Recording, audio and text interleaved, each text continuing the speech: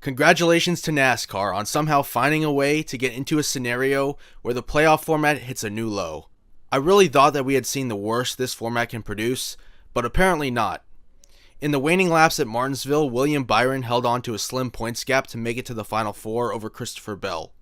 Byron had several fellow Chevrolets lined up behind him with an order not to pass.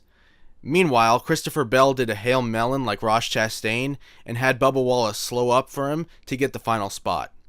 NASCAR took about, half an hour to rule that Bell violated the banning of the Hail Melon move back from in 2022, which put Byron into the Final Four, for now anyway, as this video is going live directly after the race. If the shenanigans we saw with Austin Dillon at Richmond weren't enough, this situation just drove the point home further that the playoff format has to go, and quite frankly, with how poorly the car performs outside of high bank mile and a halves and the ongoing charter debacle, NASCAR desperately needs new leadership. Unfortunately, they are a private company, so they're not beholden to anyone except their TV partners, which is where all the money comes from.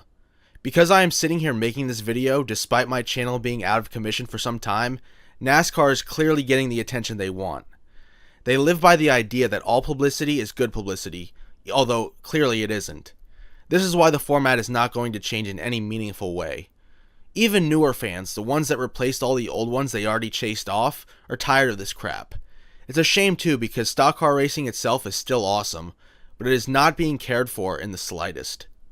They create a format where you essentially have to manipulate it to advance further into it. We see this happen every year since the format has been around. The current pursuit of a championship in NASCAR basically rewards poor driving. And we see this too, with all the little rich kids in the lower series who have absolutely zero respect for those around them on track. Where do you think they learned all that from? But that's an argument for another time. I am making this quick video because I still have the passion for the sport and want to see it thrive. This has to be the third or fourth video I've made on the playoffs. It's almost too easy for me.